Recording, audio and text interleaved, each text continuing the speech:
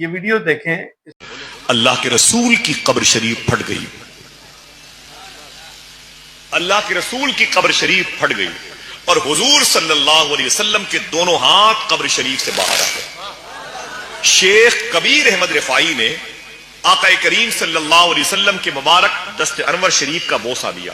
حضور کے ہاتھ کو چومنے والے صرف ایک ذات شیخ کبیر احمد۔ اس میں یہ حضرت کیا کہہ رہے ہیں؟ اب انسان کیا کہے، کس طرح تف کرے، اف کرے، افسوس کرے، اور مسلمانوں کی حالت زار پر کہ ان کی جو ہمارے جو علماء کرام ہیں ان کے اندر کوئی خوف خدا نہیں ہے، ان کو کوئی خوف رسول نہیں ہے، خوف دین نہیں ہے، اور کوئی بھی کسی قسم کا جو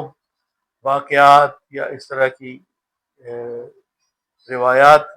جو کتابوں میں لکھی گئی ہیں، کون سی کتابیں ہیں، کس طرح کی ہیں، کس نے لکھی ہیں، کیوں لکھی ہیں، ان کو بیان کر کے اور واقعات کو بیان کر کے گویا کہ وہ ان بزرگوں کی عظمت، ان کی شان، ان کی کرامات، ان کی بڑائی بیان کرنے کی کوشش کر رہے ہوتے ہیں۔ کہ دیکھیں جی، حضرت احمد کبیر رفاعی رحمۃ اللہ تعالی علیہ یہ رسالت مآب صلی اللہ علیہ وسلم کی قبر انور پر حاضر ہوئے، اور وہ جیسا بھی بیان کیا جاتا ہے واقعہ، اب یہ کتنے گستاخی کے الفاظ اور کس انداز سے بات کر رہے ہیں۔ حالانکہ کچھ لوگوں نے تو اس کو لکھا ہے کہ بس چلو اس حد تک اگر آپ لکھ دیتے، بیان کرتے ہوئے بیان کر دیتے، کوئی ادب کا تقاضا بھی تو ملحوظ خاطر رکھیں کہ ایک ولی کی شان بیان کرنے کے لیے، اس کو بڑھانے کے لیے، اس کو بیان کرنے کے لیے آپ رسالت مآب صلی اللہ علیہ وسلم کی قبر مبارک، روضہ مبارک کے بارے میں کس طرح الفاظ استعمال کر رہے ہیں۔ میری تو زبان اور دل گوارا ہی، ہمت نہیں پڑتی کہ میں وہ الفاظ منہ سے نکالوں۔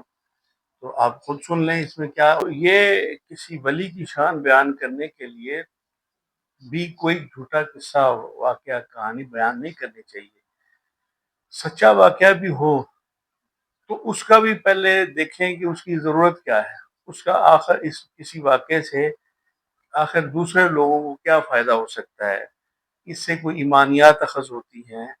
کوئی اعمال کے اندر اصلاح کا پہلو نکلتا ہے، کوئی اخلاقیات کی درستگی کا پہلو نکلتا ہے، اور بیان کرنے والا کون ہے، اس کی کیا کریڈیبلٹی ہے، اس کی کیا حیثیت ہے، اس کو جو تو صاحب علم ہوگا، صاحب فہم و فراست ہوگا، صاحب ورع و تقوی ہوگا، اور وہ جو اس کا مقصد دین کی بات لوگوں تک پہنچانا ہوگا، وہ تو صرف دین کی بات پہنچائے گا لوگوں تک۔ تو اس طرح کے واقعات بیان کرنے سے،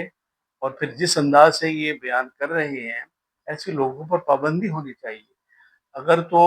ہمارے ایک ملک میں ہم تو جیسے بہت مرتبہ کہہ چکے ہیں کہ جس طرح جو اتنے جوشیلے خطابات کرنے والے لوگ ہیں، ان کے اوپر کوئی چیک ہونا چاہیے، ان کے اوپر کنٹرول ہونا چاہیے۔ ان کو بیان کرنے سے پہلے ہر مولوی کو اس کا کوئی سینسر ہونا چاہیے کہ جو جس کے منہ میں آتا ہے وہ بولتا چلا جاتا ہے۔ اس کی کوئی حد ہونی چاہیے، اس کے اوپر کوئی روک ٹوک لگانی چاہیے، اور ہر شخص کو آزادی نہیں ہونی چاہیے کہ جو اس کے منہ میں آئے اور جو وہ سمجھتا رہے اس جذبات محبت میں یا فرط محبت میں یا فرط نفرت میں، بس وہ دیکھے ہی نہ، سوچے ہی نہ کہ کیا اس کے منہ سے نکل رہا ہے۔ یہ بہت نازک معاملہ ہوتا ہے، اس طرح کی باتیں کرنے سے دین کی خدمت نہیں ہوتی۔ یہ تو سوئی ہن گستاخی کے مرتکب ہو رہے ہیں۔ اب یہ شخص جو بتا رہا ہے کہ یہ تو باہر کسی دوسرے ملک کے ہیں، تو انٹرنیٹ پہ ایسی کوئی مسلمانوں کی طرف سے کیمپین ہونی چاہیے کہ اس طرح کے ہمارے نبی کے بارے میں صلی اللہ علیہ وسلم یا مقدسات جو ہیں ان کے بارے میں جو کوئی ایک طے ہونا چاہیے، جو طریقہ کار ہے، اور جو خام واعظین بنے ہوئے ہیں ان کے اوپر بھی چیک اینڈ بیلنس ہونا چاہیے۔ اللہ تعالیٰ ہدایت کا